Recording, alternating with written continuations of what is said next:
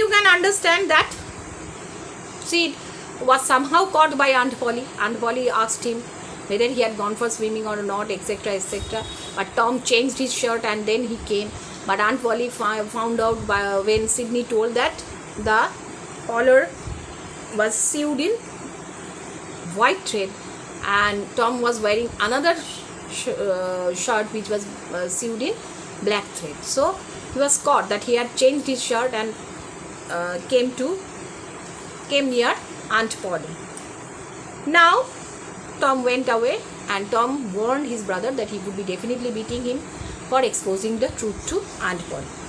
He was not the model boy of the village. He knew that model boy very well though and loathed him.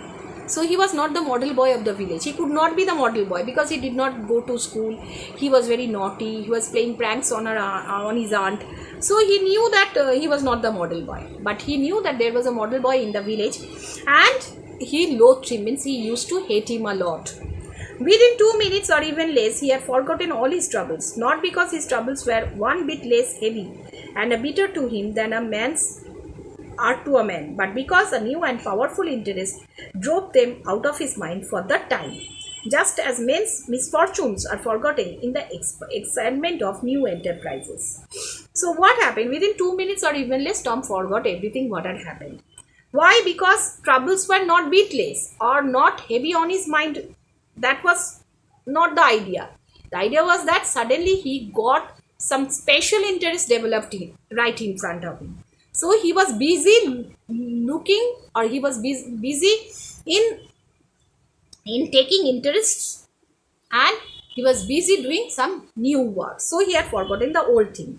So similarly, when man is suffering from misfortune or any kind of ill luck, everything is forgotten when he just steps and when he just started something new or new business or new undertakings, when he just start like that.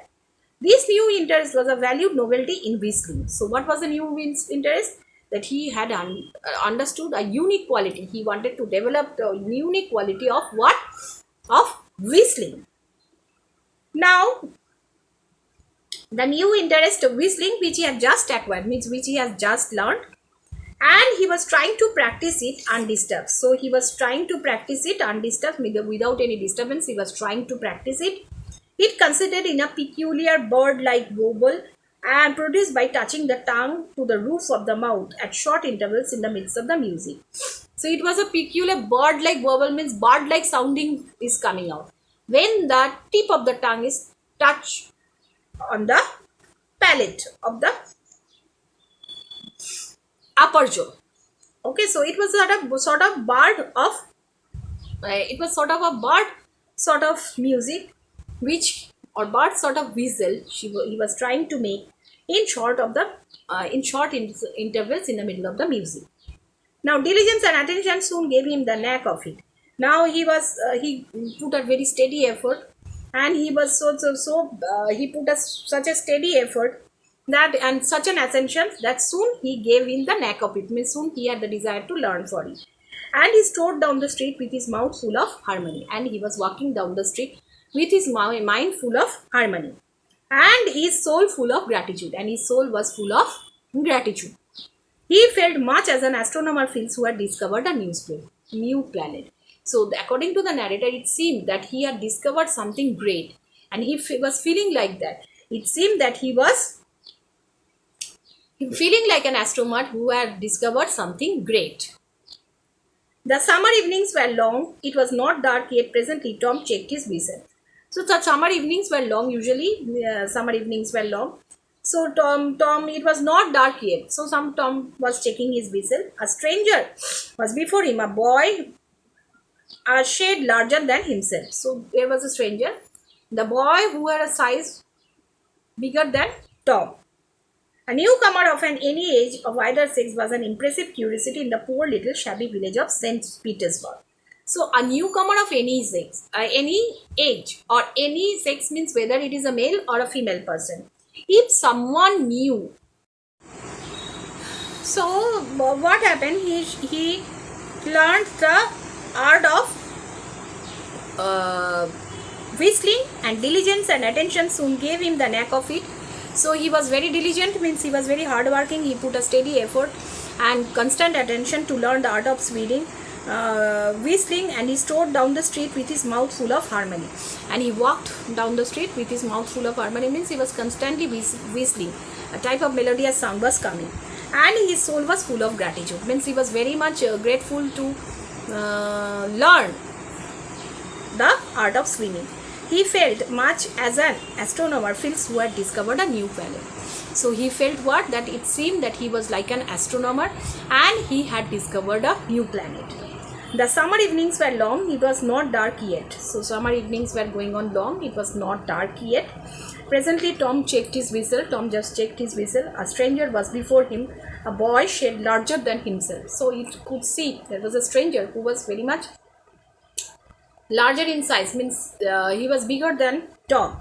A newcomer of any age or either sex was an impressive curiosity in the poor little shabby village of St. Petersburg.